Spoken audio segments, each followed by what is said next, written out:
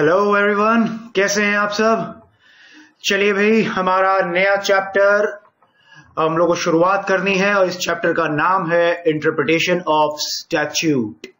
ये एक सा जर्नल चैप्टर है। ऐसा कुछ नहीं है कि कोई स्पेसिफिक टॉपिक से डील करेगा, ऐसा कुछ नहीं है। इस चैप्टर का रिलेशन हर एक लॉज से है। हर एक लॉज नहीं बोल रहा हूं मैं, लॉज LAWS, हर एक कानून से इस चैप्टर का नाता है सर।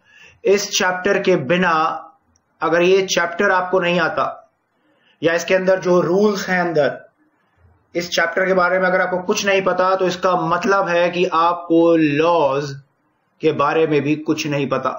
क्योंकि इस चैप्टर का इतना रोल है कि अगर आपको कोई भी कानून के बारे में, कोई भी लॉज हो गए, कोई भी रूल्स हो गए, कोई भी रेगुलेशंस, कोई भी गवर्नमेंट के ऑर्डर्स आ गए, नोटिफिकेशंस आती हैं, ऑर्डिनेंस पास होते हैं, जो भी चीज ले लो आप, वो कुछ भी अगर आएगा तो उसको आपको पढ़ना पड़ता है सर। उसको आपको पढ़ना पड़ता है कि उसके अंदर लिखा क्या है। आखिर हमारी जो लेजिस्लेटिव बॉडी है, या हमारी कोई जुडिशरी बॉडी है, जो वो बोलना क्या चाह रही है। उन्होंने तो अपना पास कर दिया एक्ट, उन्होंने अपने ऑर्डर पास कर दिए, अपने रूल्स पास कर दिए, रेगुलेशंस दे दी, मगर उसको पढ़ेगा कौन? उसको पढ़ने वाले तो हम जैसे लोग हैं। उसको पढ़ने के लिए ही इस चैप्टर का रोल है। अगर आपको इस चैप्टर के बारे में कुछ नहीं आता, इस चैप्टर के अंदर जो भी कंटेंट्स हैं, जो भी मैटर्स है, जो भी रूल्स है, जो भी एड्स हैं, अगर आपको नहीं आती, तो इसका मतलब आप लॉज को नहीं पढ़ सकते sir. If you want to become the expert into the field of law, ठीक है, या तो हमारा जो प्रोफेशन है वो भी लॉ से रिलेटेड है। चाहे बाद में आप एडवोकेट बनोगे, आप जाके LLB करोगे, उसके बाद आप अच्छे लॉयर बनोगे, उसके लिए भी ये चैप्टर का रोल बहुत ज्यादा इंपॉर्टेंट। तो एक ये बेसिक चैप्टर बोलूं या एक इसको बोल दूं मैं जर्नल चैप्टर है, जो पूरे लॉज को कवर करता है। ऐसा नहीं कि सर हमारे जो GIGL का सिलेबस है खाली उसी के लिए आप ये चैप्टर बता रहे हो। नहीं सर, ऐसा नहीं है। जो भी कानून हो सर, चाहे वो आपका कंपनी लॉ से रिलेटेड हो, क्लियर है, चाहे वो आपका इकोनॉमिक लॉ से हो, चाहे आपका वो सिक्योरिटीज लॉ से हो, चाहे आपका टैक्सेशन के लॉ से हो, कोई भी कानून, कोई भी लॉ, उसके लिए ये चैप्टर एक है बेसिक चैप्टर। अगर आपको ये नहीं आता, आप सोच लो आप आगे नहीं कर सकते, लॉज आप पढ़ ही नहीं सकते, क्योंकि ये है इंटरप्रिटेशन ऑफ स्टैट्यूट। स्टैट्यूट क्या है सर? स्टैट्यूट हमारा जो एक्ट, हमारे जो रूल्स, हमारे जो ऑर्डर्स, हमारे जो सर ऑर्डिनेंस, ये सब स्टैट्यूट के अंदर ही कवर होते हैं। ये सब कुछ स्टैट्यूट के अंदर ही आएगा। तो मैं बोलता हूं कि सर दो ऐसे बेसिक चैप्टर है या दो ऐसे बेसिक टॉपिक्स है, बोल दो आप, कि जो सब कुछ कवर करता है। अगर वो आपको नहीं आता तो आप नहीं बन सकते expert in the field of law. एक है आपका कोर्ट सिस्टम, एक है आपका court system, Indian judiciary system. कि जुडिशियल सिस्टम है क्या हमारा, हमारे कोर्ट्स कैसे हैं, उनकी जुरिस्डिक्शन क्या है, उनकी पावर्स क्या है, हम किस कोर्ट के पास अपने केस को लेके जा सकते हैं, कहां नहीं लेके जा सकते हैं। एक तो सर वो हो गया बेसिक, जो कवर करेगा पूरे लॉज को, और एक बेसिक हो गया सर आपका ये चैप्टर इंटरप्रिटेशन ऑफ स्टैट्यूट। तो ये दो ऐसे बेसिक चैप्टर्स है, अगर आपको इनके बारे में नॉलेज नहीं है, I can bet you can never be the expert in to the field of law. क्योंकि जब आपको सर कानून पढ़ना ही नहीं आएगा तो आप समझोगे कहां? पहले तो पढ़ना आना चाहिए, फिर समझोगे क्या बोलना चाह रहा है वो। तो इंटरप्रिटेशन की स्किल्स होती हैं, इंटरप्रिटेशन की स्किल्स होती हैं कि किस तरह से कानून जो लिखा है, जो कानून पास हुआ है, हमारी सरकार ने पास किया है, उसको पढ़ा कैसे जाना है, उसको पढ़ते कैसे हैं। उन जो लेजिस्लेचर है, जो लेजिस्लेटिव बॉडी है, हमारी गवर्नमेंट है, उसकी क्या इंटेंशन है ऐसा कानून पास करने के पीछे, इस सब हम लोग को सोचना है। इस सब हम लोग सोच रहे हैं, उन्होंने तो पास कर दिया, उन्होंने तो पास कर दिया है, अब उसको पढ़ने की जिम्मेदारी हमारी है। वो गवर्नमेंट आके आपको नहीं पढ़ाएगी, आपको MPs नहीं आएंगे आपके पास कि मेंबर ऑफ पार्लियामेंट आपके पास आ रहे हैं, हाँ जी बेटा मैंने ये लिखा है, इसको समझ लो। ऐसा कुछ नहीं होता, कोई नहीं आएगा आपके पास। पढ़ना आपको है, समझना आज आपको है। आज तो चलो मैं पढ़ा रहा हूं आपको, आज आपके अलग अलग टीचर्स हैं आपको पढ़ा रहे हैं आज की डेट में, मगर सर जब आप ट्रेनिंग करोगे, जब आप जॉब में चले जाओगे, उस समय आपको कौन पढ़ाएगा?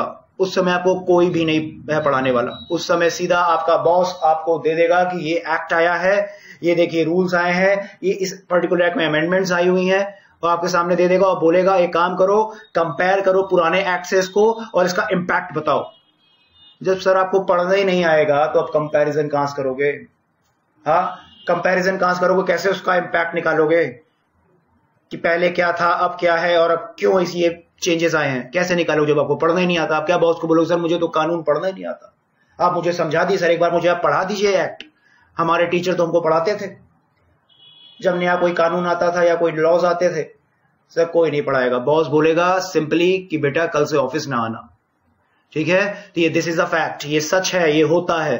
तो आपको लॉज को पढ़ना आना बहुत बहुत जरूरी है। और इस चैप्टर की इंपॉर्टेंस इतनी है कि आज आप पहली बार पढ़ रहे हो, तो आज से लेकर जब तक आप लॉज के प्रोफेशन में हो, ठीक है? ऐसा नहीं मैं कंपनी सेक्रेटरी खाली बोल रहा हूं। लॉज का मतलब कोई भी कानून से रिलेटेड। अगर आप बोलते हो कि सर मैं तो सीएस करने के बाद मैं सर एलएलबी भी करूंगा, एलएलएम भी करूंगा, हाँ एडवोकेट बनूंगा सर, उसके लिए भी है। लॉ कहीं भी आ जाए आपको इंटरप्रिटेशन आनी चाहिए। क्लियर है? तो ये इस चैप्टर का महत्व, इस चैप्टर की इंपॉर्टेंस आपके जब तक आप प्रोफेशन में है, जब तक आप काम कर रहे हैं, तब तक तो ये है ही है। क्लियर है? चलिए भाई, तो इंटरप्रिटेशन क्या है एक्चुअली? इंटरप्रिटेशन किसकी कर रहे हो सर आप? इंटरप्रिटेशन सर हम लोग कर रहे हैं स्टैच्यूट की। इंटरप्रिटेशन किसकी कर रहे हैं सर? हम लोग स्टैच्यूट की कर रहे हैं सर। अब स्टैच्यूट की कर रहे हैं तो स्टैच्यूट क्या हो गया सर? स्टैच्यूट क्या होना गया? आप ले लो कोई एक्ट ले लो, हाँ, आप कोई रूल्स ले लीजिए सर, आप कोई रेगुलेशंस भी ले सकते हो आप सर, कोई ऑर्डिनेंस भी ले लीजिए आप, हाँ, कोई नोटिफिकेशंस आती हैं नई नई, ऐसे भी ले लो आप, कोई दिक्कत नहीं है। नोटिफिकेशंस आती है, नोटिफिकेशंस किसी से रिलेटेड आ सकती है, चाहे रूल्स की आए चाहे रेगुलेशंस की आए, नोटिफिकेशन तो सबको कवर कर लेगी। नोटिफिकेशंस हो गई, क्लियर है? और ऑर्डर्स भी लिख देता हूं मैं, लीजिए ऑर्डर्स भी लिख लो आप, ऑर्डर्स भी लिख लो, ठीक है? एक्सेप्ट्रा एक्सेप्ट्रा, जो भी सरकार आपकी दे रही है, चाहे कोई भी गवर्नमेंट बॉडी हो, ठीक है, चाहे वो सेंट्रल हो चाहे आपका स्टेट हो। क्लियर है? समझ आता है? तो ये हमको इनकी इंटरप्रिटेशन कर रही कि एक्चुअली जो पास किया गया है उसमें लिखा क्या है, उसमें लिखा क्या है, क्या है। इंटरप्रिटेशन सब चीज की होती है सर, इंटरप्रिटेशन हर एक चीज की होती है। इंटरप्रिटेशन सर जो जज बैठता है ना, जज अपने जो डिग्री पास करता है, एक तरह से जो डिग्री पास करता है, जज का ऑर्डर्स आते हैं, डिग्रीज आती हैं, उसका भी इंटरप्रिटेशन होती है सर, उसकी भी इंटरप्रिटेशन आपको करनी है। एक्चुअली में वो जज साहब बोलना क्या चाह रहे हैं अपने ऑर्डर में, अपनी या डिग्री में बोलना क्या चाह रहे हैं, क्या पास किया है, उसकी भी इंटरप्रिटेशन है, वो भी आपको करनी है। क्लियर है? तो बेसिकली देखा जाए तो इंटरप्रिटेशन क्या है, ये देखिए बहुत सिंपल लैंग्वेज में लिखा है। क्या है interpretation? The interpretation is a process, एक ये प्रोसेस है। Interpretation is a process. कैसा process? Of application of mind, अपना दिमाग लगाना है, अपना दिमाग लगाना है, अपनी स्किल यूज करनी है। क्लियर है? Process of application of mind, application of mind, mind को अप्लाई करना है, किस लिए? तो एक ये सब प्रोसेस है, एप्लीकेशन ऑफ माइंड है, किस लिए? टू एसर्टेन, किसी चीज को जानने के लिए। क्या जानना चाह रहे हो सर आप? अब क्या जानना चाह रहे हो? क्यों अपना अपना दिमाग लगा रहे हो? क्यों? तो it's a process of application of mind to ascertain the true meaning, true meaning, true meaning, true meaning of the law or any document, of the law or any document. तो क्या है? Interpretation is a process of application of mind to ascertain, to ascertain, ठीक है, किसी को जानना। क्या जानना? किसी सच्चा मीनिंग, असली मीनिंग जानना चाह रहे हो। To ascertain the true meaning of any law और द डॉक्यूमेंट, या तो कोई कानून हो गया या तो कोई डॉक्यूमेंट हो गया सर। ठीक है, लॉ के बारे में पता ही है, मैंने बताया एक्ट्स, रूल्स, रेगुलेशन सब कुछ ही लॉ के अंदर करोगे। और सर डॉक्यूमेंट का क्या है? डॉक्यूमेंट क्या है सर? जो मैं बोलता हूं सर जज साहब का एक ऑर्डर आ रहा है, डिग्री पास हो रही है, डिग्री ऑर्डर एक डॉक्यूमेंट में आती है। ठीक है, मैं बोलता हूं सर आपका मेमोरेंडम ऑफ एसोसिएशन होगा, सर मैं बोलता हूं आपका आर्टिकल ऑफ एसोसिएशन। ये सब क्या है? ये सब क्या है? ये सब डॉक्यूमेंट्स है सर, ये सब डॉक्यूमेंट्स हैं आपके, और कुछ थोड़ी है ये सब आपके क्या है? ये डॉक्यूमेंट्स है। एमओए हो गया आपका, आर्टिकल्स हो गए, ये सब क्या है आपका? ये सब डॉक्यूमेंट्स है। तो इनकी इंटरप्रिटेशन भी किसको करनी है? इनकी इंटरप्रिटेशन भी आप ही करोगे और कोई नहीं करने वाला, आपको ही करनी है। क्लियर है? तो क्या हो रहा है? It's a process of application of mind to ascertain the true meaning. किसका सर? किसी लॉज के या लॉ से रिलेटेड डॉक्यूमेंट्स हो गए, डॉक्यूमेंट्स भी हो गए। क्लियर है? तो अलग अलग डॉक्यूमेंट्स होते हैं, उसकी इंटरप्रिटेशन भी आपको ये डॉक्यूमेंट्स और मिले सर, डीड्स होती हैं, अलग अलग डीड्स होती है, पार्टनरशिप डीड, सेल डीड, हाँ, मॉर्गेज डीड, अलग अलग डीड। तो सबके कौन कर रहा है इंटरप्रिटेशन? क्या लिखा उसके अंदर? सर हम लोग करेंगे, हम लोग को करना है। क्लियर है? क्योंकि लॉ जो है हमारी फील्ड है। क्लियर है? और क्या हो रहा है? इट इज डन बाय, कौन कौन करता है? देखिए, एडवोकेट सबसे ऊपर, पता है आपको, एडवोकेट्स करते हैं। नंबर 2, जजेस भी इंटरप्रिटेशन करते हैं, जज भी इंटरप्रिटेशन, जज के सामने केसेस आते हैं। क्लियर है? तो उसकी इंटरप्रिटेशन कौन करेगा? सर प्लेंटिफ है, प्लेंटिफ ने प्लेंट फाइल कर दिया कोर्ट पे, हाँ, डिफेंडेंट है, अपना रिटन स्टेटमेंट कर दिया, उसकी इंटरप्रिटेशन कौन करेगा? पढ़ेगा कौन? जज ही तो पढ़ेगा कि लिखा क्या है, प्लेंटिफ बोलना क्या चाह रहा है, कंप्लेनेंट है तो बोलना क्या चाह रहा है। हाँ, क्लियर है? और अपनी सफाई में, अपने डिफेंस में डिफेंडेंट क्या बोल रहा है, रिस्पोंडेंट क्या बोल रहा है, कौन इंटरप्रिटेशन करेगा? जज साहब करेंगे। क्लियर है? सीएस, ये देखिए आपका भी आ गया नाम, सीएस कंपनी सेक्रेटरी भी करता है, चार्टर्ड अकाउंटेंट्स भी करते हैं, और क्वासी कोर्ट्स भी करते हैं। क्वासी कोर्ट्स आपको पता ही है सर, एनसीएलटी, एनसीएलएटी, सैट, सब ट्राइब्यूनल्स हैं, कॉम्पिटिशन कमीशन ऑफ इंडिया, ये सब क्या है? ये सब क्वासी कोर्ट्स हो गए आपके। क्लियर है? समझ आता है? तो interpretation is a process of application of mind to ascertain the true meaning, true meaning of law. True meaning लिखा है, ट्रू की एक्चुअल में लिखा क्या है कानून के अंदर। ठीक है? मीनिंग तो बहुत से निकल सकते हैं, अलग अलग मीनिंग निकल सकते हैं, मगर हमको क्या चाहिए? True meaning. ट्रू मीनिंग चाहिए कि एक्चुअल में जो लेजिस्लेटिव बॉडी, जो हमारा लेजिस्लेचर है, जो हमारा पार्लियामेंट है, वो एक्चुअल में ये लॉ जो लिखा है इसमें बोलना क्या चाह रहा है, उनकी इंटेंशन क्या है ये चीज लिखने की। अलग अलग प्रोविजंस में जो चीजें लिखी हुई हैं उसका क्या मतलब, उनकी इंटेंशन एक्चुअल में क्या है। मतलब तो बहुत निकलेंगे, आप चाहो तो मतलब बहुत निकाल लोगे, मगर एक्चुअल में उसका बोलने का मतलब क्या है हमारी सरकार का, वो पता करना आपको। तो ट्रू मीनिंग बहुत इंपॉर्टेंट वर्ड है। देखिए क्या लिखा है, बहुत इंपॉर्टेंट लाइन है, very important line. Law shall be red in its spirit, not in words. शब्दों पे ना जाइए सर, शब्द अगर क्लियर है तो कोई दिक्कत ही नहीं है, मगर कभी कभी ऐसे होते हैं जो लॉज लिखे होते हैं ना, उनके शब्दों बहुत टेढ़े मेढ़े होते हैं, समझ नहीं आता कि बोलना क्या चाह रहा है। तो हम लोग को क्या करना है, हम लोग की लॉ मेकर की भावनाओं को पकड़ना है। ठीक है? हम लोग को लॉ मेकर्स की भावनाओं को पकड़ना है। मतलब देखो, law should be in its spirit, ठीक है? लॉ की भावना को पकड़ना कि बोलना क्या चाह रहा है, इंटेंशन क्या है इसके पीछे। Law shall be red in its spirit, not in words. ठीक है? सिर्फ सिंपली वर्ड्स पे ना जाइए आप, एकदम क्लियर है, कोई एम्बिग्यूटी नहीं है, तब तो कोई दिक्कत नहीं। मगर कहीं कहीं ऐसा होता है जहां पे एम्बिग्यूटी अराइज हो जाती है सर। क्लियर है? एम्बिग्यूटी अराइज होती है, समझ नहीं आता कुछ, तो हमको भावना पकड़नी है, उसकी स्पिरिट में पढ़ना लॉ को कि बोलना क्या चाह रहा है लॉ। क्लियर है? तो law shall be red in spirit, not just in words. सिर्फ सिंपली वर्ड्स पे नहीं जाना। क्लियर है? इंटेंशन पकड़नी है, बोलना क्या चाह रहा है, क्यों बनाया गया है कोई कानून को। अब कोर्ट के एंगल से चला, तो आपको पॉइंट्स बताता हूं मैं, कोर्ट के बताता हूं, कोर्ट के एंगल से, जो हमारी इंडियन जुडिशियल सिस्टम है उसके पॉइंट ऑफ व्यू से कुछ पॉइंट्स आपको बताता हूं मैं। चलिए, कि कैसे वो इंटरप्रेट करती है कोई चीजों को। कोर्ट के एंगल से देखते हैं। तो मैं बोलता हूं यहां पे interpretation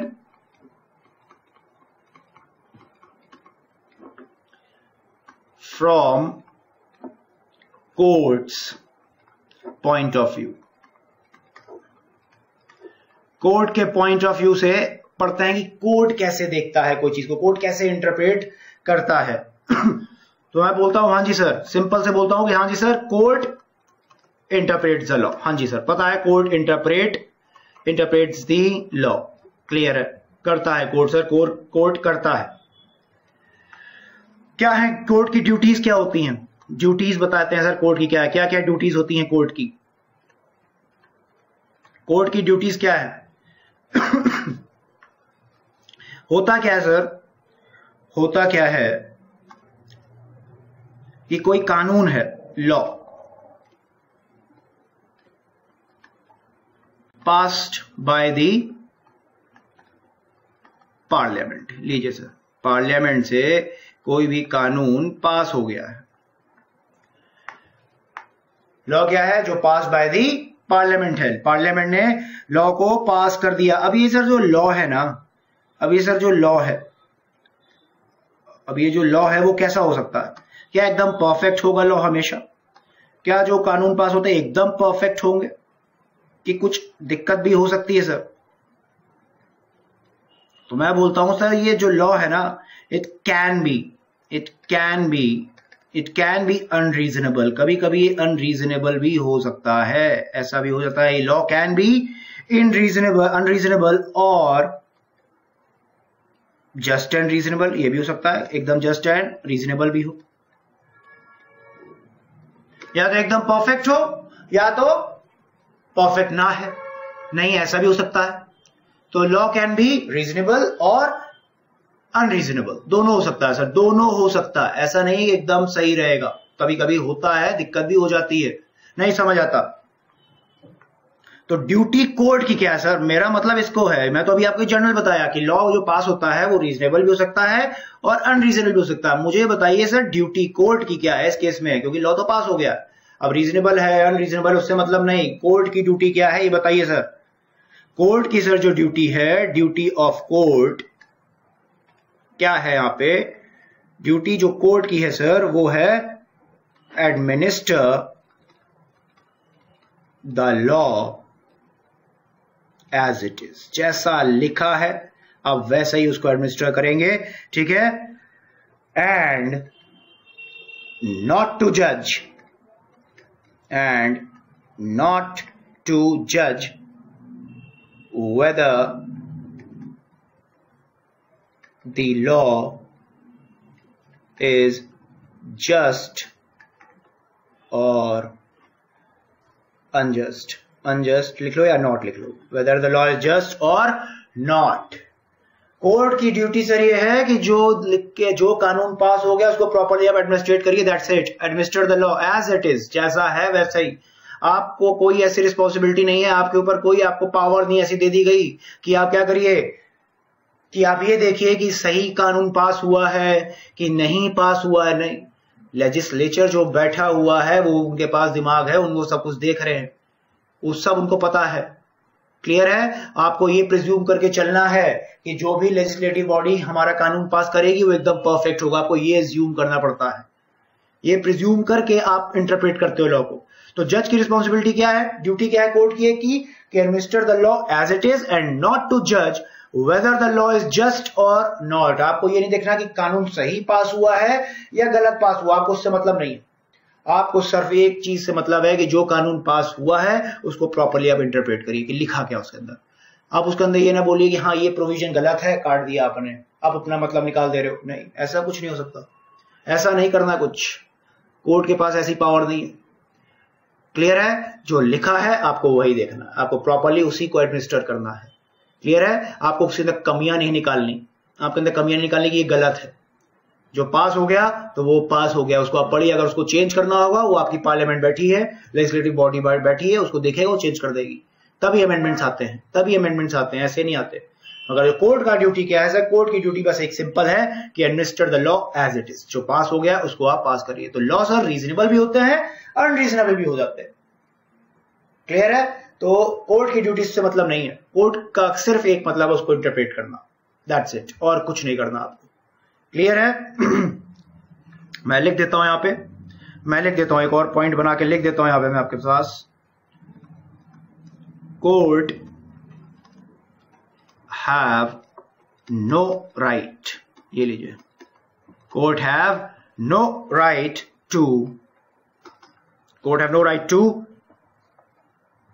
add, court have no right to add or alter और डिलीट। ये लीजिए, कोर्ट के पास कोई पावर नहीं है, चाहे डिलीशन की हो, चाहे ऑल्टर की हो, चाहे एडिशन की हो। कोर्ट के पास कोई ऐसी राइट नहीं दे रहे हैं। कोर्ट का बस सिंपल सा है, जो लिखा उसको प्रॉपर्ली आप इंटरप्रेट करिए, एडमिनिस्टर करिए एज इट इज।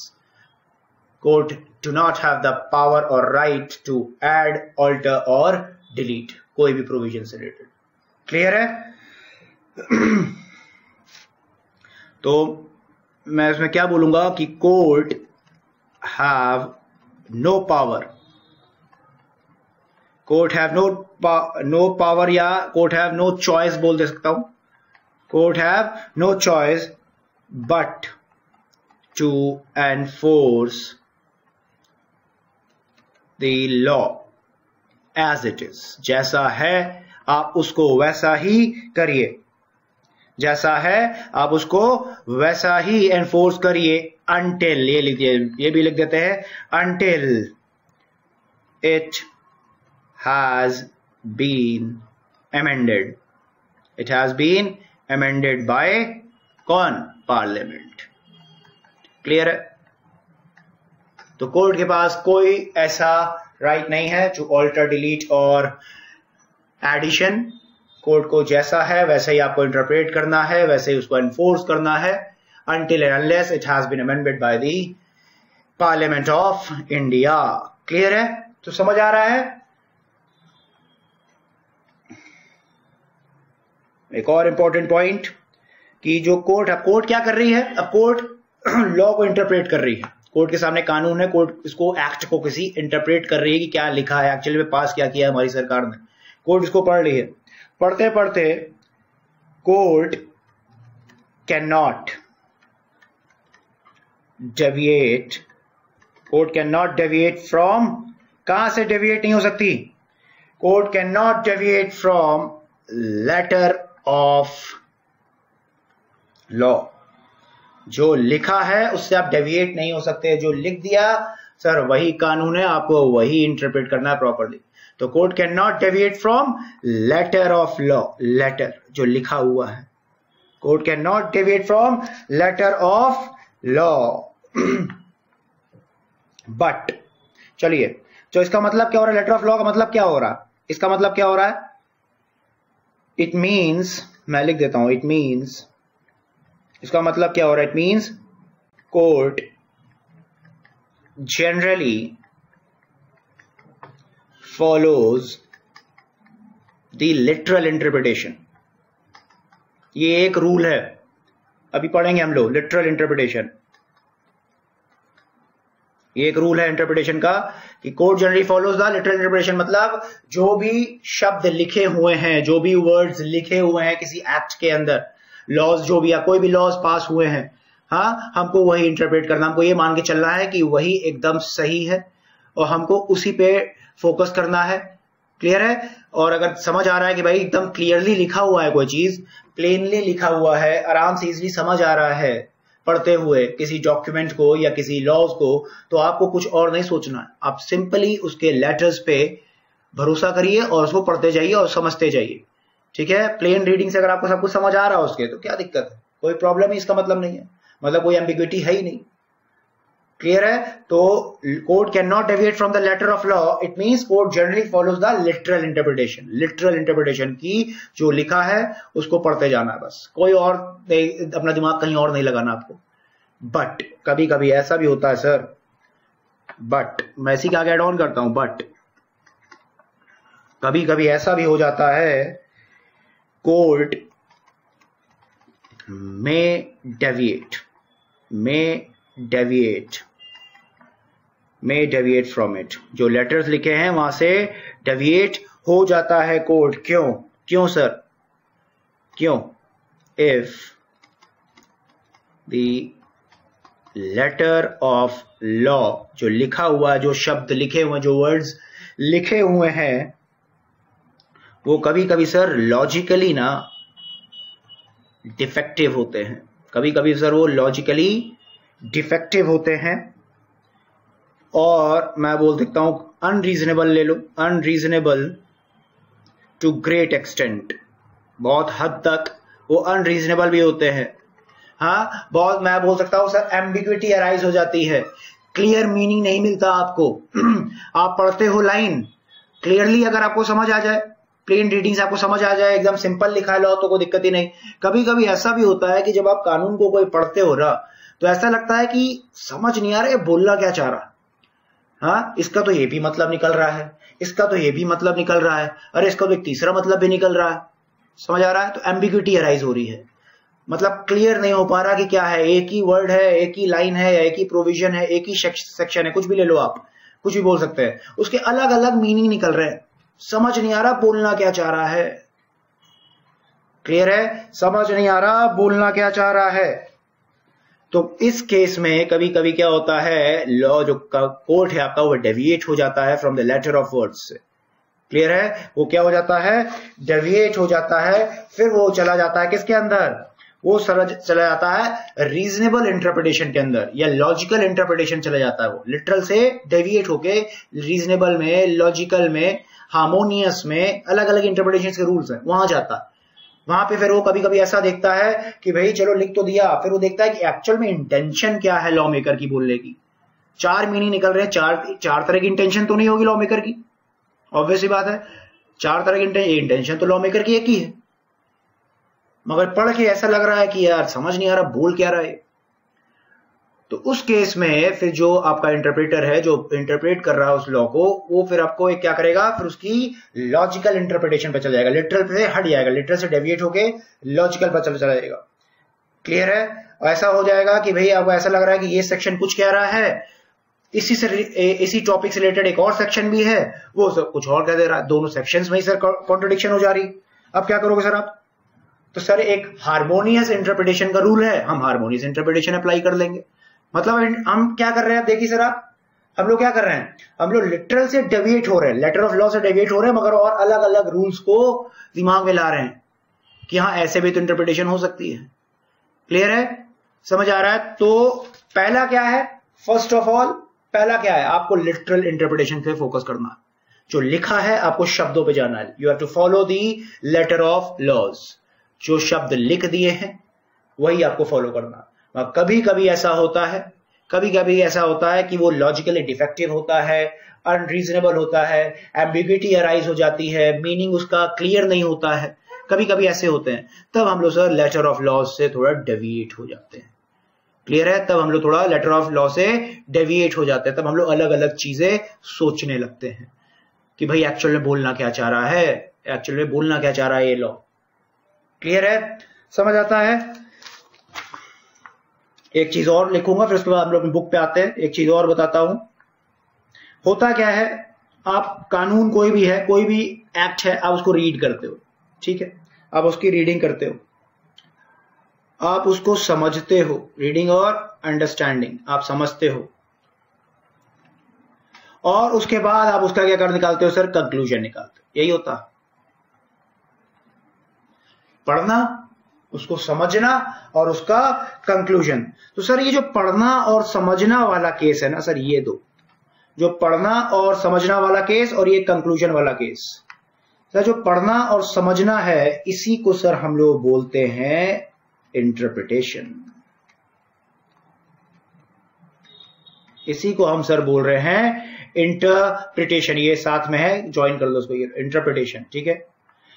इसको बोलते हैं सर इंटरप्रिटेशन। मतलब क्या है हमारा इस पे, मोर फोकस ऑन वर्ड्स, कि बोलना क्या चाह रहा है, जो लिखा है। और ऐसे ही जो कंक्लूजन वाला पोर्शन है, जब पढ़ के समझ के जो आपने कंक्लूड किया सर, इसको बोल देते हैं एक तरह से कंस्ट्रक्शन। इसको बोल देते हैं हम लोग कंस्ट्रक्शन। मतलब ये क्या है, गोइंग बियॉन्ड, आप बियॉन्ड जा रहे हो, किस पे, beyond the direct expression of words, शब्दों के भी ऊपर जा रहे हैं अब हम। क्लियर है? अब ये इंटरप्रिटेशन और कंस्ट्रक्शन वर्ड ना, अभी हमारे जब पढ़ेंगे इंटरप्रिटेशन स्टैट्यूट चैप्टर, तो वहां पे बार बार आएगा। तो इन जर्नल अगर देखें तो हम लोग इंटर रिलेट करके इसको पढ़ते हैं आपस में, ठीक है, आपस में पढ़ते हैं। कभी इंटरप्रिटेशन जब हम कंस्ट्रक्शन बोल देते हैं, कभी कंस्ट्रक्शन जब इंटरप्रिटेशन बोल देते हैं, कोई दिक्कत नहीं है। मगर बेसिकली अगर सच में देखा जाए तो मीनिंग इनका ये है, पढ़ना और समझना वो एक इंटरप्रिटेशन है, ठीक है, और फिर किसी चीज का एक कंक्लूजन निकालना, हाँ, सब कुछ समझ के, वो क्या हो जाता है सर, एक कंस्ट्रक्शन हो जाता है, उसको कंस्ट्रक्शन बोल देते हैं। तो बहुत जगह ऐसा आएगा, बहुत जगह आपको वर्ड आएगा, कहीं मैं इंटरप्रिटेशन यूज कर रहा हूं, कंस्ट्रक्शन यूज कर रहा हूं, तो कंफ्यूज नहीं होना। आप ये सोच के चलो सर दोनों चीज सेम ही एक तरह से, अब ऐसा सोच के चलो तब भी कोई प्रॉब्लम नहीं है। क्लियर है? समझ आता है? तो किसी को प्रोसेस फॉलो कर रहे हैं, समझ रहे हैं, पढ़ रहे हैं, समझ रहे हैं, इंटरप्रिटेशन हो रही है, ठीक है, और उसका जब कंक्लूजन निकाल दिया किसी चीज को, उसको बोलते हैं सर वो क्या हो रहा है, वो कंस्ट्रक्शन हो गई। क्लियर है? तो मोर फोकस ऑन वर्ड्स होता है यहाँ पे इंटरप्रिटेशन में, और कंस्ट्रक्शन में क्या होता है, beyond the direct expression of words, words के ऊपर जाते हैं, ठीक है। लॉ मेकर की इंटेंशन देखते हैं कि क्या बोलना चाह रहा है, हाँ, शब्दों से भी ऊपर सोचने लग जाते हैं हम लोग। क्लियर है? तो ये है हमारा चैप्टर का थोड़ा सा हल्का सा इंट्रोडक्शन मैंने दिया, बहुत थोड़ा सा, कि किस एंगल से, किस तरीके से हम लोग को पढ़ना है लॉ को, किस तरीके से एक कोर्ट करता है इंटरप्रिटेशन। जैसे सर कोर्ट कर रहा है वैसे आप इंटरप्रेट करोगे, आप इंटरप्रेट ऐसे ही करोगे। ऐसा नहीं कि कोर्ट को राइट नहीं दी गई है कि आप सर ऑल्टर नहीं कर सकते, मॉडिफिकेशन नहीं कर सकते, डिलीट नहीं कर सकते। तो सर क्या आपको राइट दी गई है क्या? आपके पास चॉइस है क्या? कानून लिख के आया, आपको समझ नहीं आ रहा, आपको लग रहा है गलत है, आप क्या काट दोगे, अपने हिसाब से लिख दोगे? कोई कर सकता है ऐसा? नहीं सर, कोई नहीं कर सकता। सिर्फ लॉ बनाने की पावर है सर आपके लेजिस्लेटिव बॉडी को, पार्लियामेंट को, वो करेगी जो करना है। क्लियर है? आप कुछ नहीं कर सकते। तो जैसे कोर्ट कर रहा है वैसे आप भी इंटरप्रिटेशन करोगे। क्लियर है? जैसे कोर्ट के पास वैसे आप भी लेटर ऑफ लॉ पे जाओगे, आप भी डेविएट नहीं करोगे वर्ड से। मगर जब लेटर ऑफ लॉ जो होते हैं, जब शब्द जो होते हैं अनरीजनेबल हो जाते हैं आपके कुछ, या क्लियर मीनिंग नहीं आता है, एम्बिग्युइटी अराइज होती है, तब उस केस में आप भी वर्ड्स को छोड़ के अलग अलग इंटरप्रिटेशंस के रूल को फॉलो करते हो। वो सब रूल्स हम लोग यहाँ पे पढ़ेंगे, वो अलग अलग रूल्स हैं, सब अभी हम लोग यहाँ पढ़ने वाले हैं। क्लियर है? चलिए भाई, अब हम लोग थोड़ा अपने टेक्स्ट बुक को खोलते हैं और देखते हैं क्या लिखा है।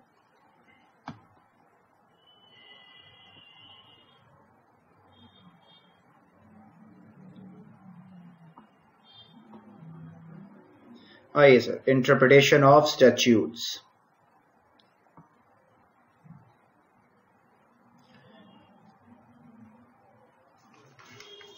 क्या है इंटरप्रिटेशन ऑफ स्टैट्यूट? अभी तक जो आपको बताया देखिए सब वही सब लिखा होगा इसके अंदर।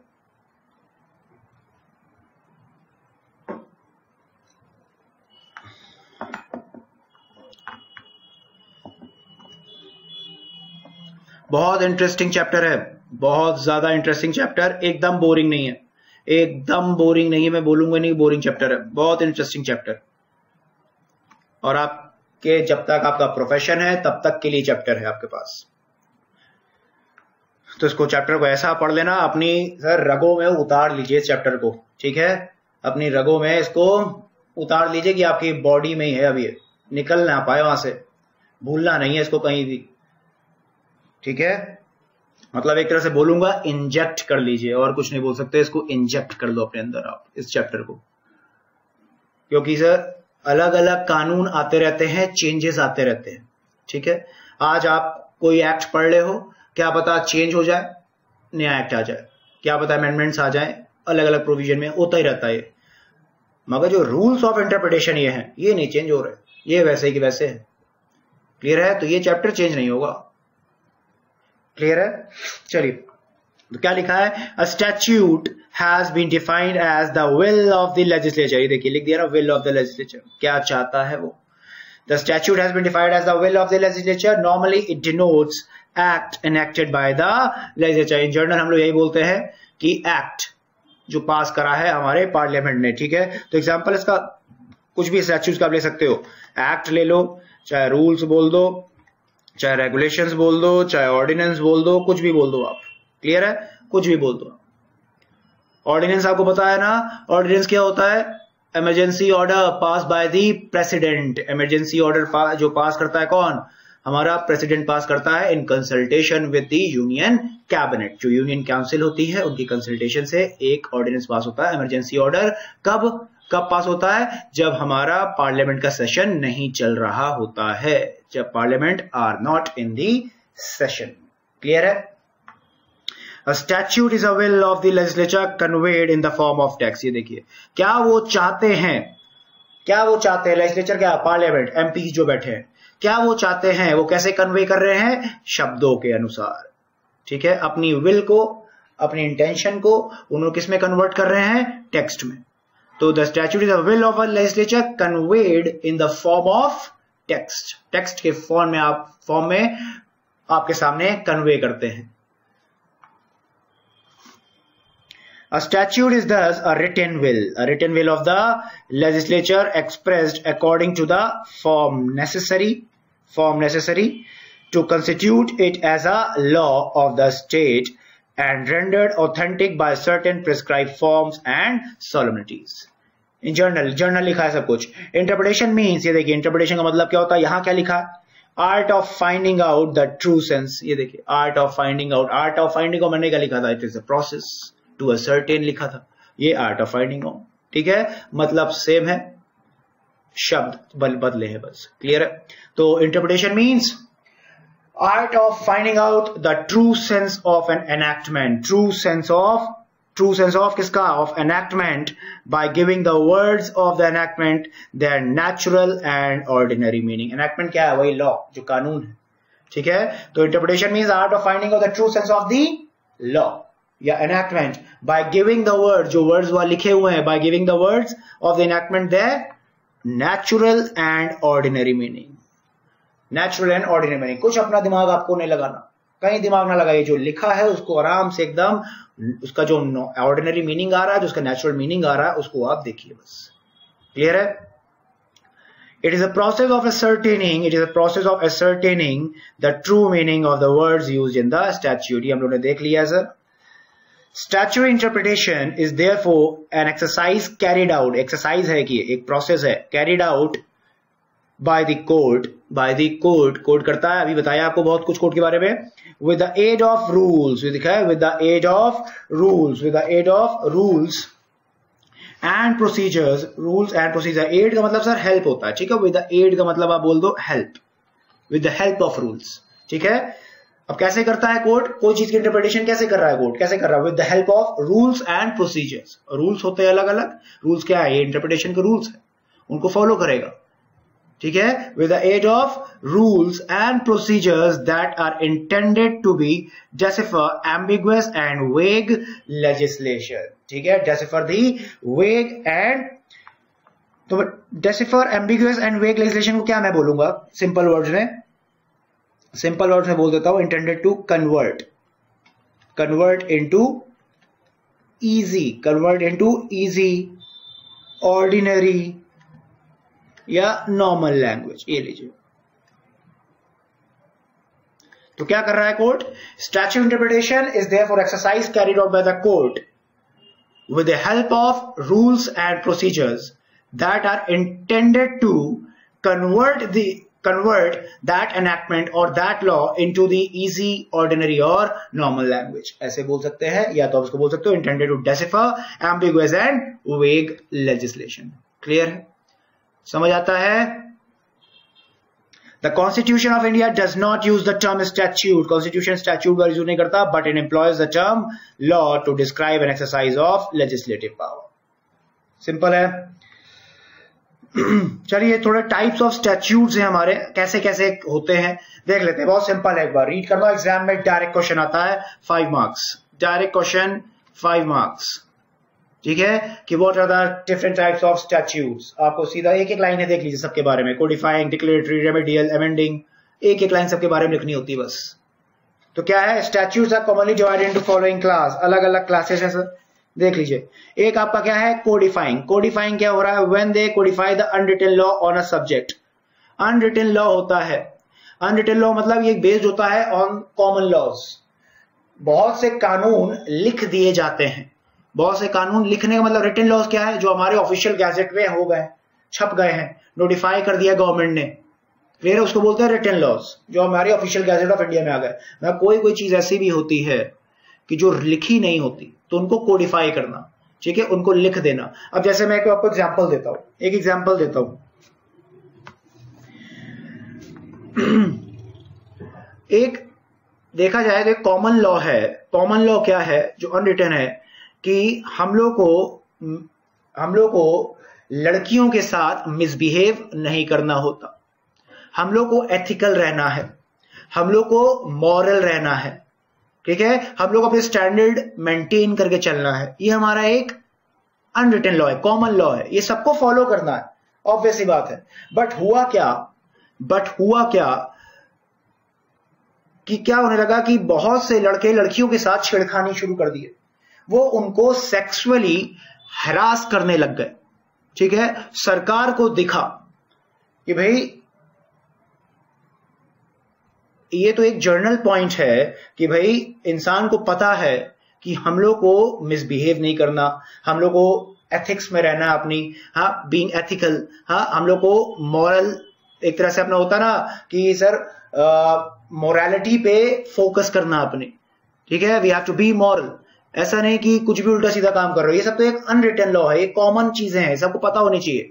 मगर गवर्नमेंट को देखा ये सब जनरल चीजें, मगर फिर भी इंसान को समझ नहीं आ रही।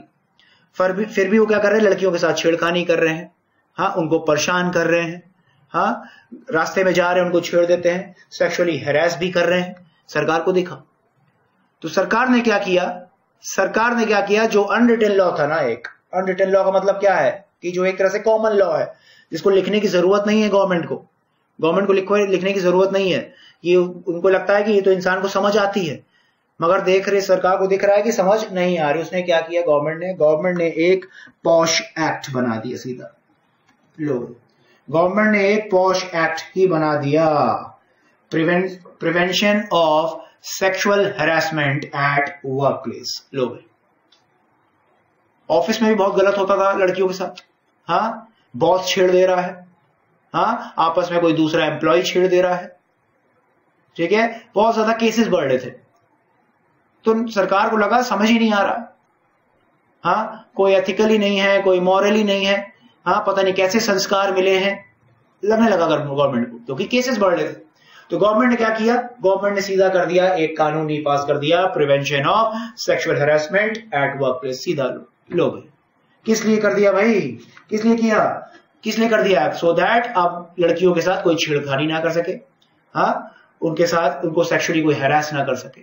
तो क्या हुआ, जो हमारा एक अनरिटन लॉ था कि भाई हम लोग को एथिकल रहना है, हम लोग को मॉरल रहना है, हम लोग अपने स्टैंडर्ड्स मेंटेन करने हैं, हम लोग अच्छे से बिहेव करना है, कुछ नहीं लिखा हुआ था, ये अनरिटन था, कॉमन चीज थी, खाली कॉमन लॉ इसी को बोलते हैं जो अनरिटन हो, हाँ। अब उसको क्या कर दिया गवर्नमेंट ने, उसको क्या कर दिया, कोडिफाई कर दिया, unwritten law converted into the written law, क्योंकि एक्ट पास हो गया, तो एक्ट पास हो गया, ऑफिशियल गैजेट में छप गया, ठीक है।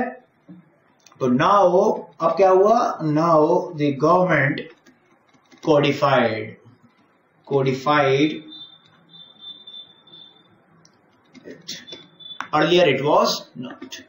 पहले ऐसा कुछ नहीं था, पहले ऐसा कुछ भी नहीं था। तो अनरिटन लॉ यही था, अनरिटन लॉ की स्टे मॉरल, स्टे एथिकल, ये सब था। नहीं समझ आया तो क्या करेंगे, लो भाई कानून बना देते हैं, तो इसको बोलते हैं कोडिफाइंग, तो क्या हो रहा है, when they Codify the unwritten law on a subject. तो सब्जेक्ट क्या था, सेक्सुअल हैरेसमेंट, सब्जेक्ट छेड़खानी। अनरिटन लॉ क्या था कि स्टे मोरल, स्टे एथिकल, हाँ, छेड़खानी नहीं करनी है आपको, अच्छे से बिहेव करना, मिसबिहेव नहीं करना। मैं नहीं समझ आया आपको, क्या करा, अनरिटन लॉ तो उसको कन्वर्ट कर दिया है। अगर अब आपने मिसबिहेव किया, आपने सेक्सुअली हैरेस किया, तो है उसके लिए फिर सजा। क्लियर है।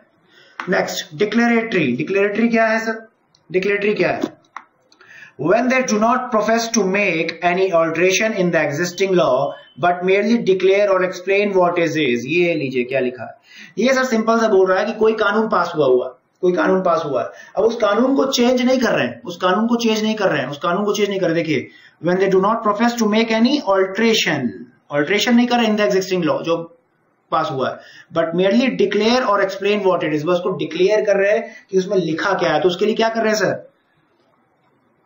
उसके लिए सर सिंपल सा नए न्यू रूल्स ला रही सरकार, न्यू रेगुलेशंस लाती है, न्यू ऑर्डर्स पास करती है, ठीक है, ताकि इजीली उसको इंटरप्रेट कर सके, इजीली उसको समझ आ सके, या उस प्रोविजन से रिलेटेड कुछ अगर लाना है, एड-ऑन्स लाने हैं, तो उसके लिए नए रूल्स ले आई। क्लियर है। न्यू डेफिनेशंस हो जाती है, न्यू नोटिफिकेशंस हो जाती हैं उस पर्टिकुलर लॉ से रिलेटेड, मगर लॉ में चेंज नहीं आ रहा, लॉ में कोई चीज नहीं आ रहा, बट मेयरली डिक्लेयर और एक्सप्लेन्स व्हाट इट इज। ये देखिए एग्जांपल लिखा है, न्यू नोटिफिकेशंस, अलग अलग नोटिफिकेशंस पास करती रहती है सरकार। क्लियर है। आप देखते होगे अलग अलग, आप कंपनीज एक्ट आपने पढ़ा ही होगा, कंपनीज एक्ट आप पढ़ रहे हो, आप देखो एमसीए की वेबसाइट में जाके, एमसीए वेबसाइट में देखो, मिनिस्ट्री ऑफ कॉर्पोरेट अफेयर्स की अलग अलग रूल्स आते रहते हैं, अलग अलग ऑर्डर्स, अलग अलग नोटिफिकेशंस आती रहती है, मोस्टली मैं बोलता हूँ रेगुलर बेसिस पे आती रहती है। रेमेडियल में क्या है sir, when they alter the common law or the judge made non-statutory law। ये क्या है सर, ये क्या है, when they alter कर रहे हैं, चेंज कर रहे हैं, क्या कर रहे हैं, when they alter the common law क्या हो गया सर, कॉमन लॉ जो हमारा पुराने जमाने से चला आ रहा था, ठीक है। Unwritten laws, common law simple होता है unwritten laws based on the precedents, based on the legal precedents. Precedents पता है सर, प्रीसिडेंट्स पता है, जो ऑलरेडी डिसाइडेड लॉ है, जो डिसाइडेड केसेस है, वही प्रीसिडेंट्स है। तो कॉमन लॉ क्या है? When they alter the common law. Common जैसे अब एक सर बात बताओ, पहले एक सती प्रथा चलती आती थी, सती। आज क्या है, क्या वो चेंज कर दिया ना, उसको हटा दिया ना, अब नहीं कर सकते आप। पहले सर अनटचेबिलिटी होती थी, हाँ, अनटचेबिलिटी का केस समझ आता है, उसको भी हटा दिया गया कि नहीं, आज ऑल्टर कर दिया, हाँ। तो यहां पे ऑल्ट्रेशन हो रही है when they alter the common law और द जज मेड लॉ। जज मेड लॉ के कभी कभी सर ऐसा भी होता है, कभी कभी सर ऐसा होता है, judgement of the high court या सुप्रीम कोर्ट या कोई भी कोर्ट ले लो आप, वो भी कभी कभी गलत हो जाती है, कभी कभी वो भी गलत होती है। तो उनकी जजमेंट्स को भी चेंज कर देता है कौन? हमारी सरकार चेंज करती है। तो उसको क्या ऑल्ट्रेशन कर रही है, तो उसको बोलते हैं रेमेडियल। ये रेमेडियल है। तो ऑल्ट्रेशन किसका करना? या तो कोई कॉमन लॉ है जो बहुत टाइम से कोई चीज चलती आ रही है, उसको चेंज कर देना। हाँ, सती प्रथा चलती आती थी, अनटचेबिलिटी चलती आती थी, पहले से चलती आ रही थी, उसको चेंज कर देना कुछ उसके अंदर, तो वो भी एक चीज है। और उसके बाद क्या हो गया कि अगर एक और ऐसा भी हो सकता है कि जजेस ने बहुत से लॉ बनाए हैं, कानून बनाए हैं, मगर उनके डिसीजन जो उन्होंने दिए हैं वो गलत है। जुडिशियल डिसीजंस भी एक सोर्सेस ऑफ लॉ है, जुडिशियल डिसीजंस भी एक सोर्स ऑफ लॉ होती है। तो क्या पता ऐसा हो सकता है कि उनके जो जजमेंट है, उनके डिसीजंस है, वो गलत हो, तो उनको भी ऑल्ट्रेशन कर सकते हैं। क्लियर है? अमेंडिंग, ये लीजिए अमेंडिंग तो आपको पता है, when they alter the statute law. Amending क्या है? अमेंडिंग तो सिंपल है sir, companies act 2013, companies act 2013, 2013 में कंपनीज एक्ट आया, 2015 में कंपनीज अमेंडमेंट एक्ट आया, 2017 में फिर कंपनीज अमेंडमेंट एक्ट आया।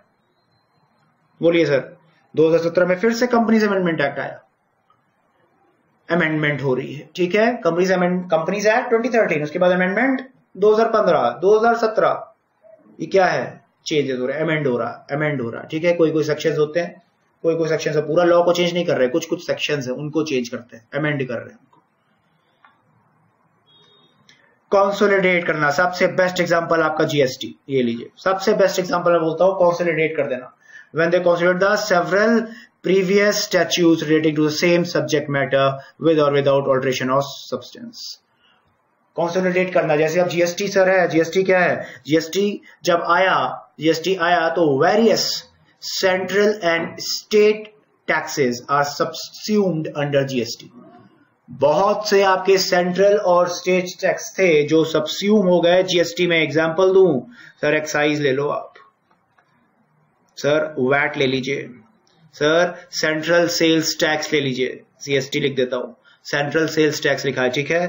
सर आप एंटरटेनमेंट टैक्स ले लीजिए, सर ऑक्ट्रॉय ले लीजिए, ये सब आपके हैं। सर लग्जरी टैक्स ले लीजिए, ये अलग अलग टैक्सेशन से। हाँ सर, काउंटरवेलिंग ड्यूटीज ले लीजिए, ये सब अलग अलग टैक्सेस थे जिनको सबको सबस्यूम करके कर दिया, एक बना दिया जीएसटी, ठीक है। एक्सेप्ट्रा लिख देता हूं मैं यहाँ पे, लिस्ट है इसकी पूरी। आप टैक्स पढ़ोगे आपको समझ आ जाएगा, जब जीएसटी का इंट्रोडक्शन आप पढ़ेंगे तो आपको समझ आ जाएगा कौन कौन से ऐसे लॉज थे, टैक्सेशन के लॉज थे जो सबस्यूम हो गए एक जीएसटी को आने से। मतलब अलग अलग लॉज को क्या करा, इकट्ठा करके एक बना दिया, वो आ गया जीएसटी। तो कंसोलिडेटिंग, ठीक है।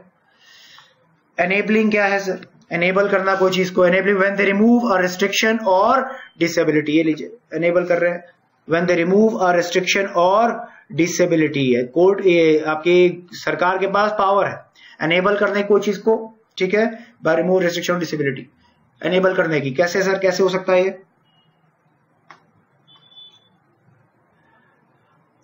आज की डेट में जो इंडियन रेलवेज हैं उनका कंट्रोल पूरा भारत की सरकार के पास रहता है, ठीक है, भारत की सरकार के पास है पूरा कंट्रोल, उनके पास एक तरह से है। अगर आपकी इंडियन गवर्नमेंट ये बोल दे कि चलो भाई कोई दिक्कत नहीं है, जो बड़े बड़े बिजनेसमैन दूसरे हैं ना, वो भी अपनी रेलवेज कंपनीज खोल ले, हाँ, वो भी अपनी ट्रेन्स बनवा ले, अपने ट्रैक्स बनवा ले और अपनी ट्रेन दौड़वाएं उसमें। क्लियर है? क्या होगा ये? तो अगर गवर्नमेंट एनेबल कर दे other businessman to run their railway business, तो क्या हो रहा है? एक तरह से कानूनी तो बना के दे रहे उनको, एनेबल कर दे रहे उनको कि चलो आज आपको रिस्ट्रिक्शन है, आप नहीं कर सकते हो ऐसा काम, मगर हम आपको देते हैं परमिशन, आप करिए, तो गवर्नमेंट कर सकती है, गवर्नमेंट कर सकती है। जस्ट एग्जांपल मैंने आपको दिया, गवर्नमेंट कर सकती है कि अगर कोई चीज के लिए रोक लगाई गई है किसी के ऊपर, हाँ, कि आप लोग नहीं कर सकते, और अगर कभी सरकार चाहे कि आप भी कर सकते हो तो क्या कर देगी, एनेबल कर देगी, लो भाई करो, रिस्ट्रिक्शंस हटा देगी गवर्नमेंट, रिस्ट्रिक्शंस हटा देगी गवर्नमेंट। अब 7 क्या है, डिसेबलिंग और रिस्ट्रेनिंग, ये एनेबलिंग था, यहाँ पे डिसेबलिंग है, रोक देगा। कैसे, when they restrain the alienation of property, when they restrain the alienation of property, alienation of property मतलब क्या हो रहा है कि when they restrain, रोक रहे हैं, alienation of property मतलब they cannot sell off, can't sell off the property, can't sell off, can't sell off, ये क्या है भाई, alienation का मतलब तो रोक रहे था, ठीक है, restrain the alienation of any property। अब यहां पे क्या इसका एग्जांपल आपको दूं, इसका एग्जांपल हम देते हैं आपको, चलिए ठीक है, एग्जांपल देता हूं आपको। जैसे आज की डेट में देखा जाए तो सर ओला उबर सब चल रही है, टैक्सीज चल रही हैं, सब प्राइवेट कंपनीज अपनी हैं, गवर्नमेंट का कोई रोल इसके अंदर नहीं है, ठीक है, गवर्नमेंट का इसमें कोई रोल नहीं है। गवर्नमेंट अगर एक नया लॉ ले आए कि भाई आज से, अगर ले आए, एग्जांपल दे रहा हूं, आज से जितनी भी ये टैक्सीज हैं सब गवर्नमेंट के अंदर रहेंगी, इसका पूरा कंट्रोल भारत सरकार का कंट्रोल अब इन कंपनीज के ऊपर है पूरा। आपसे ये जो प्राइवेट बॉडीज हैं, प्राइवेट कंपनीज हैं, इनके लिए अंदर टैक्सीज नहीं दौड़ेंगी आपकी इंडियन रोड्स में। अब जो भी टैक्सीज चलेंगी सब वो भारत के सरकार के अंदर वाली टैक्सीज चलेंगी। हम लोग नई टैक्सीज लाएंगे और हम अपने नए नए एम्प्लॉयज लाएंगे, वो चलाएंगे टैक्सीज, इंडियन की जितनी भी अलग स्टेट्स हैं, कहीं भी ले लो आप, वहां की रोड्स पे। तो गवर्नमेंट क्या कर रही है, डिसेबल कर रही है, रोक रही है, रिस्ट्रिक्शंस लगा रही है।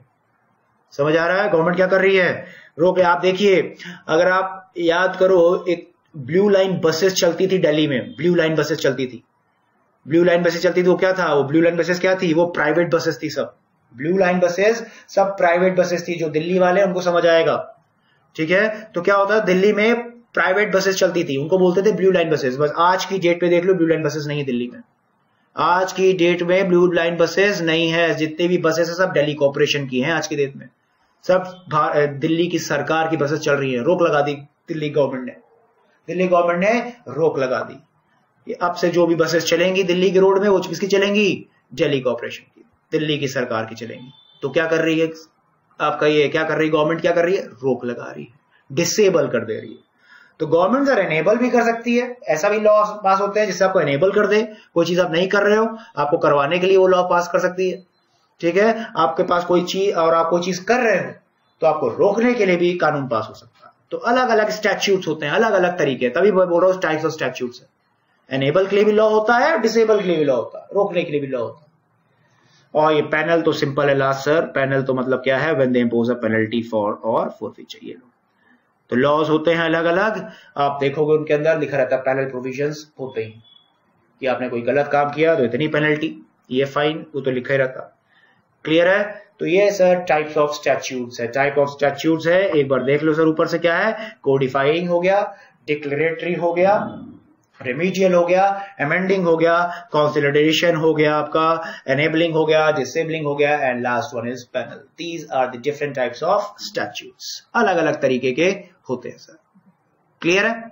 चलिए भाई नेक्स्ट आते हैं, नीड फॉर इंटरप्रिटेशन। ये बेसिक है आपका, बेसिक इंटरप्रिटेशन की क्या जरूरत है, एक बार सिंपल रीडिंग कर लेते हैं। देखिए, the meaning of law in a statute should be clear but this is not always achieved. ये देखिए सिंपल सी बात है भाई, मैं आपको अभी शुरू में यही बोल रहा था कि जो मीनिंग होना चाहिए लॉ का, जो लॉ पास होता है उसका क्लियर होना चाहिए, एकदम सिंपल होना चाहिए, सो दैट कोई बंदा पढ़े उसको समझ आ जाए कि एक्चुअल में हमारी सरकार, हमारी गवर्नमेंट बोलना क्या चाह रही है।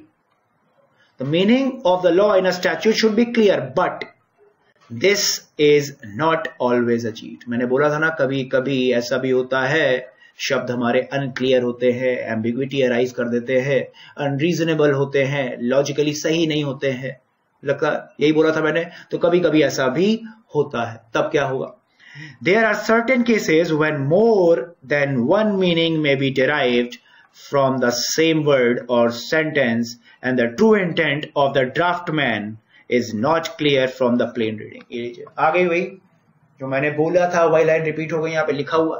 कभी कभी ऐसा होता है और हमको समझ ही नहीं आता कि जो लॉ मेकर बोलना चाह क्या रहा है, भाई क्या बोल गया।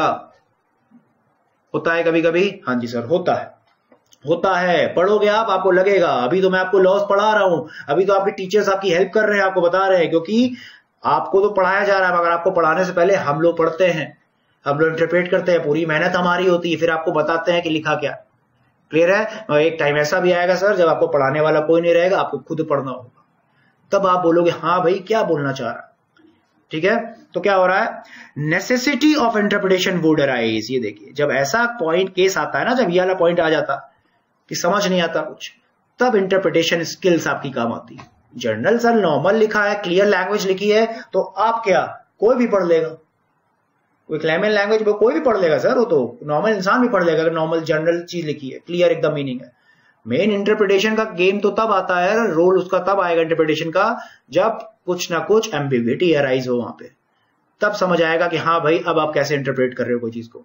तो necessity of interpretation would arise only कब, where the language of statutory provisions is ambiguous, not clear, or where two views are possible, or where provision gives a different meaning defeating the object of the statute। ये देखिए, main तो role अभी आएगा जब ambiguity arise होगी, clearly नहीं समझ आ रहा होगा लिखा क्या है। आप सोच रहे हो एक चीज पढ़ रहे हैं, एक सेंटेंस पढ़ रहा हूं, दो मीनिंग निकल रहे हैं इसके।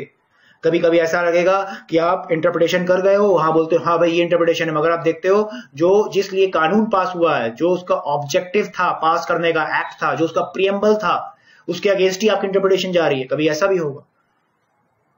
ठीक है, अब जैसे पॉश एक्ट पास हुआ, किस लिए पास हुआ, for the prevention of sexual harassment, मगर आपने इंटरप्रिटेशन उसके अंदर कोई प्रोविजन की करी, हाँ वो तो वुमेन के अगेंस्ट ही जा रही है प्रोविजन, तो सर ऑब्जेक्टिव उसका प्रिवेंशन के लिए है, और आप तो एकदम अगेंस्ट ही जा रहे हैं वुमेन के।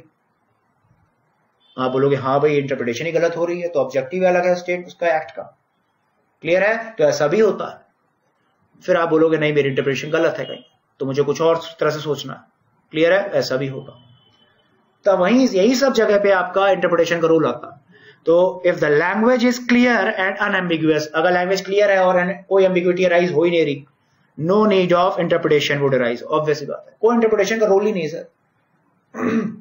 लॉ पास हुआ है, लॉ आपके सामने है, आप देख रहे हो, एक्ट को पढ़ रहे हो, एकदम सिंपल लैंग्वेज में लिखा है, क्लियर, बहुत इजी वे में लिखा हुआ, क्लियर शब्दों में लिखा है एकदम, कोई इंटरप्रिटेशन का रोल ही नहीं है। इंटरप्रिटेशन ऑफ स्टैट्यूट का कहीं रोल ही नहीं है फिर, इस चैप्टर का कोई रोल नहीं। अगर आप नॉर्मल आपको समझ आ रहा सब कुछ, कोई दिक्कत नहीं है। क्लियर है, no need of interpretation would rise. It would certainly save जजेस trouble if act of parliament were drafted with define, ये क्या लिखा हुआ है, क्या लग गया, डिफाइन प्रिसाइंस लिखा। अच्छा, डिफाइन प्रिसाइंस, डिफाइन प्रिसाइंस, इसको मैं इरेज कर देता हूं। हाँ, it would certainly save the जज ट्रबल, ऑब्वियस ही बात है, जज का ट्रबल, जज की मुश्किलें को बचाएगा। कब, it would certainly save the जज ट्रबल और टाइम, जो भी बोल दे, जज trouble if acts of parliament, जो लॉ पास करे हैं पार्लियामेंट ने, were drafted with defined precise and perfect clarity. Obvious ही बात है कि जो भी पार्लियामेंट है, हाँ जो भी हमारी पार्लियामेंट है, अगर वो एकदम अच्छे से परफेक्ट मैनर पे एकदम क्लियरली सब कुछ ड्राफ्ट कर दे, तो सर जज का टाइम भी वेस्ट नहीं होगा, हाँ जज को कोई मुश्किल भी नहीं होगी। ऑब्वियस ही बात है, क्योंकि अगर आप जितना कानून को मुश्किल तरीके से लिखोगे, हाँ जितनी लैंग्वेज में प्रॉब्लम होगी, उतना ज्यादा टाइम भी लगेगा जज का, और उतनी ज्यादा मुश्किल जज को होगी। तो जितना आप इजी वे में लिख दो, उतना सबके लिए बेटर है। In the absence of it, when the defect appears, ये देखिए, in the absence of it, when the defect appears, a judge cannot simply fold his hands and blame the draftman। ये देखिए, अगर प्रॉब्लम आ गई पढ़ते पढ़ते, तो जज ये नहीं करेगा, जज अपने हाथ फोल्ड करके बैठ जाएगा, बोलेगा कि ड्राफ्टमैन की गलती है। ही मस्ट क्या करेगा, बट इंस्टेड वो क्या करेगा जज, he must set to work on a constructive task of the finding of the intention of the parliament. अब जज क्या करेगा, जब उसको लग रहा है कि मतलब समझ ही नहीं आ रहे हैं, क्लियर ही नहीं है, अब जज क्या करेगा, अब आपका इंटरप्रिटेशन की स्किल्स यूज करेगा और सोचेगा कि एक्चुअल में चाहता क्या है पार्लियामेंट, उसकी इंटेंशन क्या है। शब्दों से समझ नहीं आ रहा, शब्द तो क्लियर हो ही नहीं रहे, मगर एक्चुअल में चाहता क्या है वो, हाँ, वो क्या कर रहा है, लिटरल इंटरप्रिटेशन से अपनी लॉजिकल इंटरप्रिटेशन पे आ गया। हाँ, अब लॉजिकली सोच रहा है। हाँ, रीजनेबल इंटरप्रिटेशन बोल सकते हैं। तो अब आप इंटरप्रिटेशन का रूल आएगा, अलग अलग जो रूल्स इंटरप्रिटेशन के उसका वो यूज करेगा, क्योंकि लिटरल से तो हो ही नहीं रहा, कुछ वर्ड्स तो क्लियर ही नहीं हो रहे।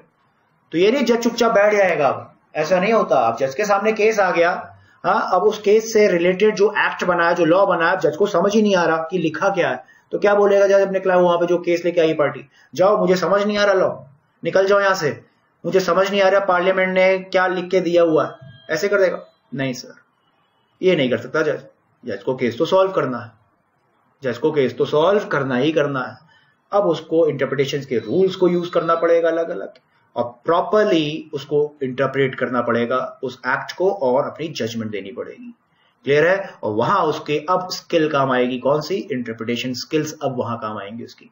जो क्लियर होता तो कोई दिक्कत ही नहीं होती। मेन इंटरप्रिटेशन का जो रोल है ना, इंटरप्रिटेशन स्टैट्यूट का रोल, वो तभी आता है जब प्रॉब्लम होती है, जब प्रॉब्लम आ रही है, समझ नहीं आ रहा। क्लियर है? ऑब्जेक्ट क्या है सर? ऑब्जेक्ट इंटरप्रिटेशन का देख लीजिए। Object of interpretation has been explained in Halsbury laws of England. क्या लिखा है? The object of all interpretation of written document is to discover the intention of the author. Obvious बात है, written document क्या है? ऑथर का written document कुछ भी हो सकता है। रिटन डॉक्यूमेंट कुछ भी है, एक्ट हो गए, रूल्स हो गए, रेगुलेशंस हो गए, मेमोरेंडम हो गए, आर्टिकल्स हो गए, डीड्स हो गए, ठीक है। और ऑथर कौन है? जो उसको लिख रहा। तो एक्चुअल में वो लिखना क्या चाह रहा है, बोलना क्या चाह रहा है, वो हमको समझना है सर, वही इंटरप्रिटेशन है मेरी। तो written document is to discover the intention of the author. The written declaration of whose mind the document is always considered to be. Clear है? The function of the court. Court का function क्या है? The function of the court is to ascertain what the parties meant by words which they have used. Parties चाहती क्या है बोलना, ये क्या है? ये function of the court is to ascertain the what parties meant by the words which they have used. Parties लिखा है यहाँ पे, पार्टीज लिखा हुआ है यहाँ पे। पार्टीज का मतलब जो अपना प्लेंट फाइल कर रही है, जो अपनी कंप्लेंट फाइल कर रही है, जो अपना रिटन स्टेटमेंट दे रही है, जो हाँ समझ आ रहा है, जो अपने रिस्पोंडेंट में डिफेंस दे रहा है, उसकी इंटरप्रिटेशन हो रही है। तो यहाँ पे सर एक तरह से बोलूं, ये जो पैरा है ना, ये इंटरप्रिटेशन सर किसकी कर रहा है पता है आपको? ये किसकी बात कर रहा है? इंटरप्रिटेशन ऑफ दी डॉक्यूमेंट की बात कर रहा है। यहाँ डॉक्यूमेंट की इंटरप्रिटेशन हो रही है, कोई डॉक्यूमेंट है उसकी, नॉट ऑफ एनी स्टैट्यूट, या स्टैट्यूट की नहीं, कोई डॉक्यूमेंट है उसमें लिखा है, उसकी इंटरप्रिटेशन हो रही है। The function of the court is to ascertain what the parties meant by words which they have used, to declare the meaning of what is written in the instrument and not of what intended to have been written, to give effect to the intention expressed, the expressed meaning being for the purpose of interpretation equivalent of the intention. Obviously बात है, ये simple से बोलना चाह रहा है कि चाह क्या रहा है, वो बोलना क्या चाह रहा है। जो चीज डॉक्यूमेंट में लिख दी है, तो कोर्ट को इस तरह से इंटरप्रेट करना है, कोर्ट को इस तरह से इंटरप्रेट करना है कि समझ आए कि उन शब्दों का एक्चुअल में मीनिंग है क्या, पार्टीज एक्चुअल में बोलना क्या चाह रही है। To declare the meaning of what is written in the instrument and not of what was intended to have been written. चाहती क्या लिखना उससे मतलब नहीं है, पार्टीज क्या चाहती है लिखना इंस्ट्रूमेंट में उससे मतलब नहीं है, क्या लिखा इंस्ट्रूमेंट के अंदर उसकी इंटरप्रिटेशन करनी है। जो लिख दिया उसकी इंटरप्रिटेशन करो, कौन क्या चाह रहा उससे मतलब नहीं है। क्लियर है? कौन क्या चाह रहा उससे मतलब नहीं। अगर जो पहले लिखा है पहले उसको तो समझो आप। समझ आ रहा है सर? तो ये लिखा है to give effect to the intention as expressed. जो एक्सप्रेस कर दिया है उसके पीछे क्या इंटेंशन है वो पकड़नी है, ठीक है। जो लिख दिया है उसके पीछे क्या इंटेंशन है उसको आप पकड़ो। समझ आता है सर? अकॉर्डिंग टू ब्लैकस्टोन, ये आपके ज्यूरिस्ट हैं, ये क्या बोलते हैं? The fairest and rational method of interpreting a statute is by exploring the intention of the legislature. ये देखिए कि जो कानून बना रहा है उसकी इंटेंशन क्या है, उस पर्टिकुलर कानून को बनाने के पीछे। वो बोलता है ये बेस्ट वे ऑफ, एक अच्छा मेथड है इंटरप्रिटेशन का। क्लियर है? Through the most natural and probable signs, which are either the words, the context, the subject matter, the effects and consequences, or the spirit and the reason of the law. ठीक है? तो वही boss ये बोलना चाह रहा है कि इंटेंशन को पकड़ दो, क्या बोलना चाह रहा है। कभी भी कोई चीज पढ़ो तो आपको समझ आओ। वैसी बात है, जो भी ऑब्जेक्ट होगा एक एक्ट का, जो भी ऑब्जेक्ट होगा, किस पर्पस के लिए, क्या ऑब्जेक्टिव था, किस लिए किसी लॉ को बनाया गया है, उसके अगेंस्ट तो आप जा ही नहीं पाओगे सर। तो इंटेंशन पकड़ो, क्या बोलना चाह रहा है, क्यों बनाया गया होगा ये लोग, ठीक है, ये इंटरप्रिटेशन में आता है।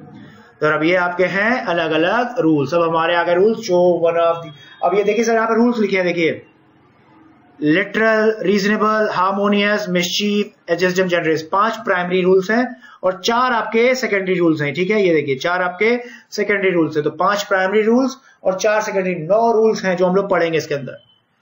यही हम लोग टॉपिक शुरू करना है, 9 रूल्स को हम लोग को पढ़ना है और हर एक रूल की अहमियत अपने में अलग है और एग्जाम के लिए मोस्ट इंपॉर्टेंट क्वेश्चन है, most important, very very important.